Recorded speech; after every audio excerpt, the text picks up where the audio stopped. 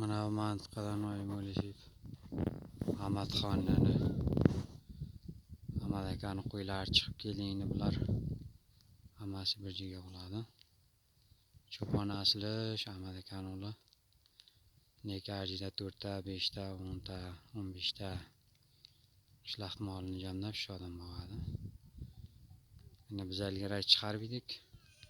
Kishi ham endi toyini olib keldi, xeyli vaqt o'tdi. Mana qarang, vaqtda janga ko'rsatib o'tdim. Ilgarigi nimaga? Quvvatboy o'ltiribdi mollar ichiga.